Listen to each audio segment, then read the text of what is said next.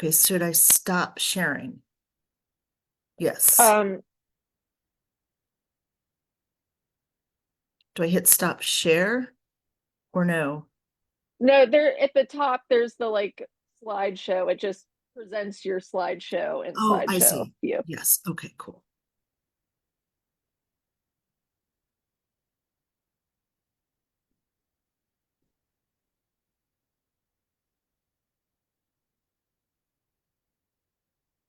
So, hello, everybody. This is the second in a series of Facebook Live presentations that we're going to be doing. Um, the last one was about the basics of the UC system, and we're going to make that available for you to watch or to share as you wish, as well as all of our future videos. So this video is about the misclassification of workers as independent contractors when they should be identified as employees with all the rights and benefits of an employee. So misclassification hurts Pennsylvania workers, the economy, and employers that compete fairly. So the costs and consequences of misclassification for workers include they end up paying the full cost of Social Security and Medicare taxes, which are usually split evenly between employees and employers when workers are classified properly. They lose eligibility for state and federal unemployment compensation. They lose qualification for health insurance and workers' compensation insurance, covering treatment and benefits if they're injured on the job. They may not be not be paid minimum wage and overtime pay. They lose the protections of the National Labor Relations Act, which ensures workers' rights to form unions and bargain collectively to improve working conditions. And they may lose training, support, and oversight that they require to perform their work to basic quality and safety standards. That can be really costly and dangerous for the public that they serve. One example is misclassified healthcare workers that not only often end up paying many hundreds of hours of overtime in a month without being paid properly, just receiving their base wage, and not receiving the support and oversight they need to really provide high quality health care. So how do you tell the difference between an employee or an independent contractor? Independent contractors are not eligible for unemployment compensation. So we're now focusing on the unemployment compensation system and how misclassification affects workers within that system. So under UC law, unemployment compensation law, to be classified as an independent contractor in Pennsylvania, a person must meet the following two conditions. The worker must be free from control or direction over the performance of their services. Control by an employer could look like price setting, customer selection, scheduling, direction over when, where, or how work is performed. The other condition is that the person must be customarily engaged in an independently established trade, occupation, profession, or business. So if either of those two conditions are not true, then the worker is not an independent contractor. They are an employee, do all the rights and benefits of an employee. So very commonly misclassified workers include construction workers, healthcare workers and home aides, truck drivers, janitors and cleaners, retail sales workers, security guards, restaurant, bar, and catering workers, landscaping workers, customer service and call center workers, manicurists and pedicurists, and gig app workers. If an Uber driver does not own and did not create the app that is required to work for Uber, So many folks are really surprised by misclassification and how many people and what types of work it applies to. There are many other types of work besides what are shown here. These are just most commonly misclassified workers.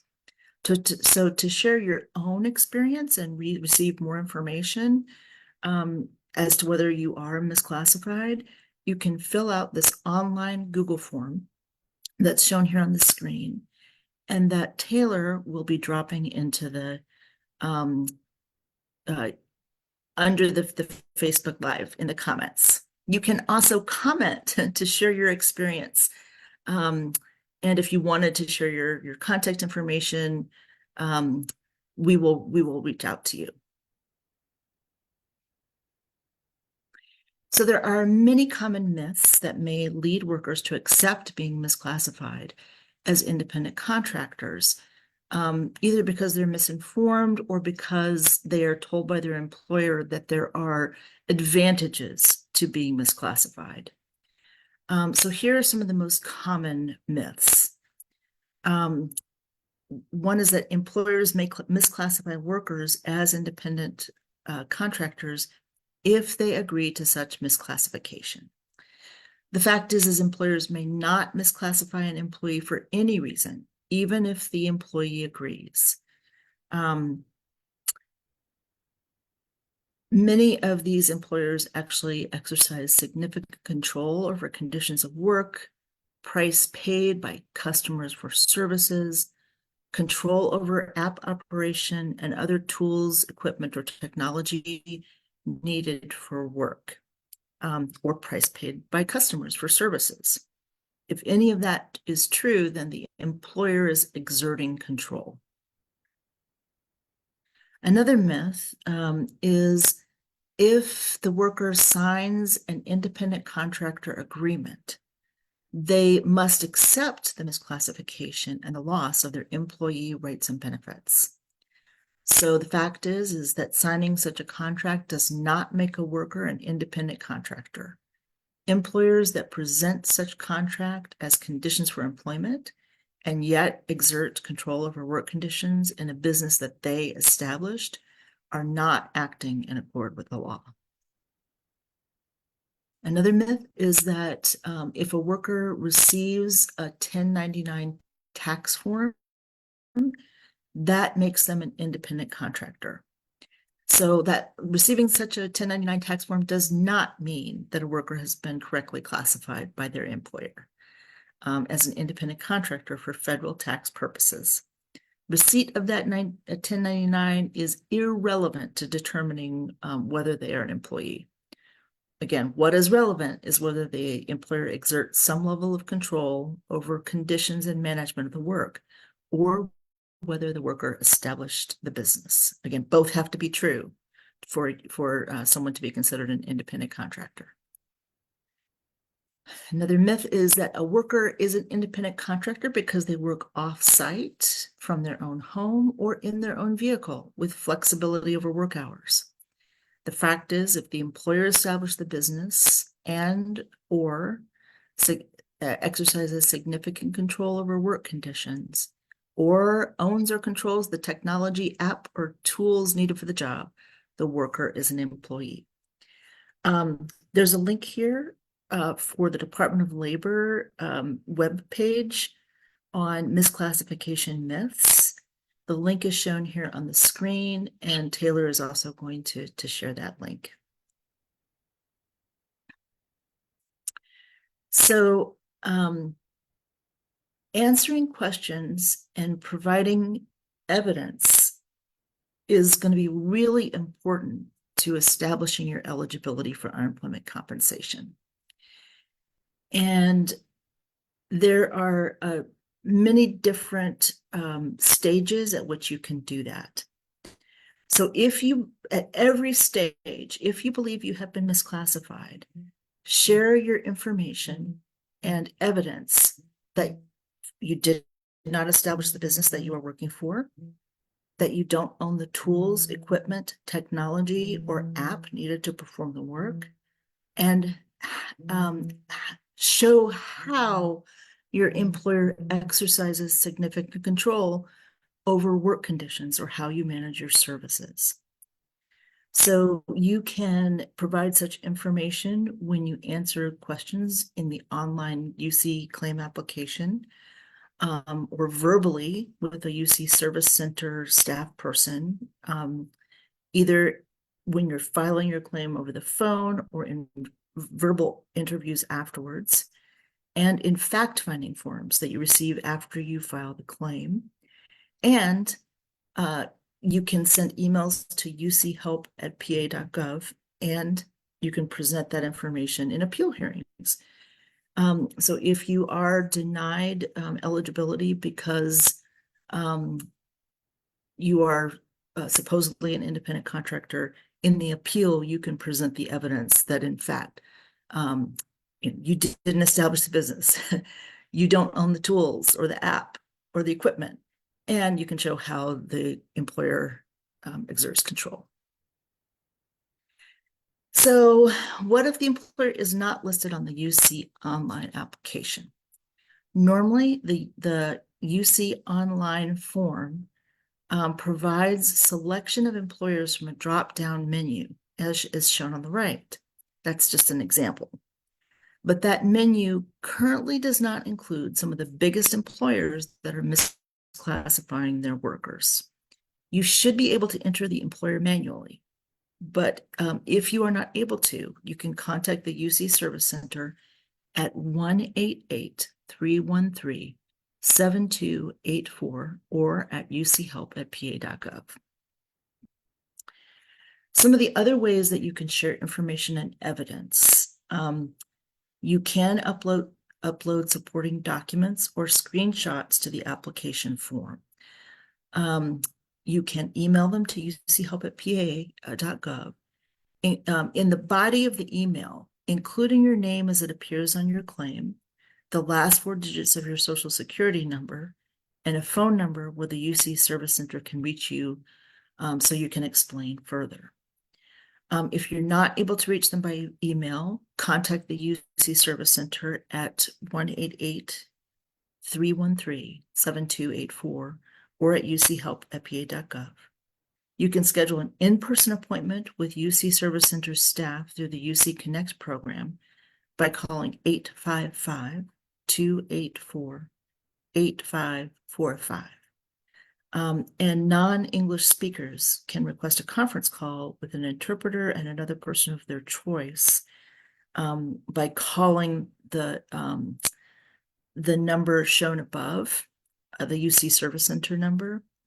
For American Sign Language, ASL, video phone service, you can call 717-704-8474. And for text telephone service, or TTY, you can call 888-334-4046 from a TTY device.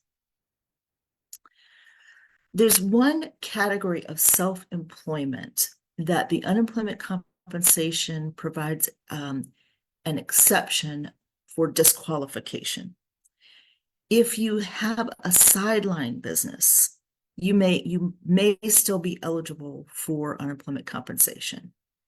So claimants need to provide evidence that the self-employment activities were conducted while engaged in the employment that you were separated from, not after you were separated or after you file the UC claim.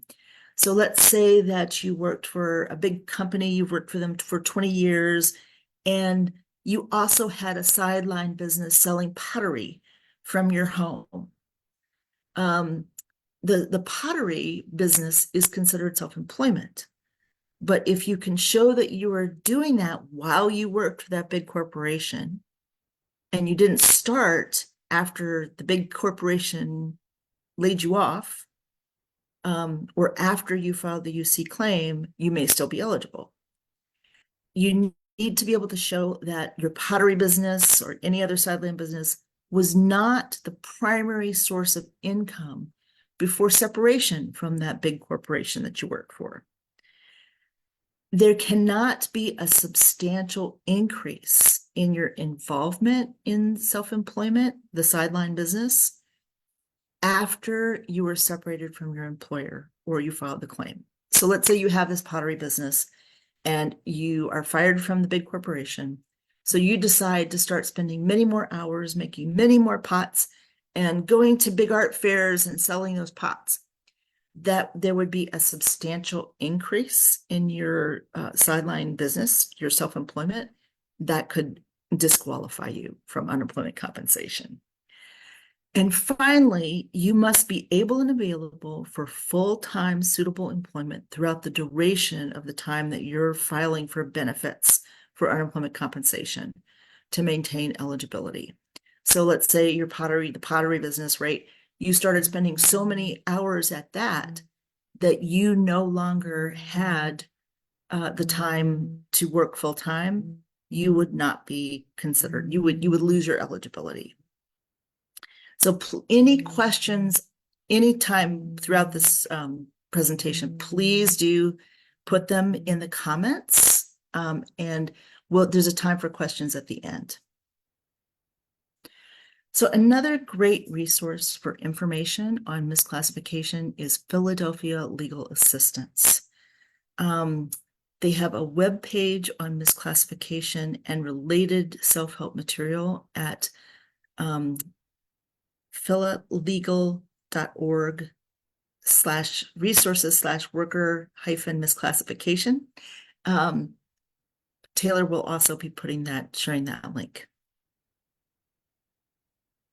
There are also multiple ways to report misclassification in Pennsylvania, including the PA Office of the Attorney General, the Department of Labor and Industry, the Bureau of Labor Law Compliance, and Philadelphia Legal Assistance provides a low-income taxpayer clinic that can help taxpayers challenge their misclassification before the IRS. Basically, employers who misclassify employees may be violating wage, tax, and employment eligibility laws. So the law is on your side if you have been misclassified. And we're going to be sharing these slides, so all of this information is going to be available to you for the future if you need it. So beyond just individuals who are facing these challenges, we really need systemic changes at the state level to support misclassified workers.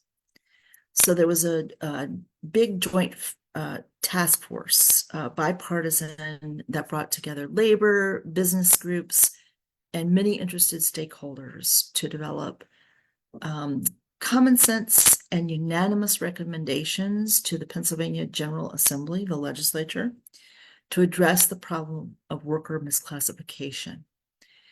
Leading the list of recommendations was to extend Act 72, which was passed way back in 2011, the Construction Workplace Misclassification Act. Beyond the construction trades to cover other industries and workers in the Commonwealth. Such extensions of protections would include enforcement and penalties for employers who knowingly misclassified their workers, as well as supporting worker and employee education. Sometimes even employers themselves are unaware that they are misclassifying workers. So both employees and workers and workplaces need to be educated. It could pay for things like posting information about this in a place where workers could see it at their workplace. So that legislation is being worked on right now. The bill that is going to be coming up for a vote, we believe this session in the House is House Bill 2411, the workplace, let's see here, Workplace Misclassification Act. So we are looking for folks to share their stories. the Mon Valley Unemployed Committee, and folks who have been misclassified, and workers who have experienced unemployment compensation in the past and want to fight for the rights of their fellow workers are going to be talking to legislators, and people within the Department of Labor and Industry about this problem. And sharing your story could be very valuable for helping to support this bill, and other reforms within the system that could help misclassified workers. So what are your own questions regarding your potential status as an employee or independent contractor? Do you have other questions about anything else in this presentation?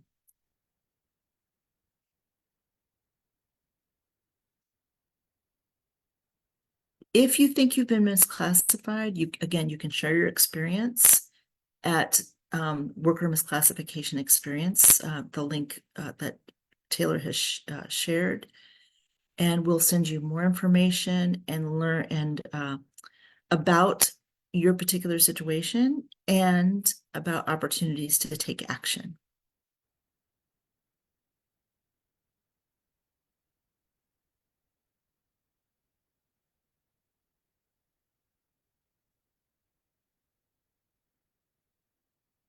So this will not be the end of the topic. We do hope to include the stories and direct experiences shared by people who have been misclassified.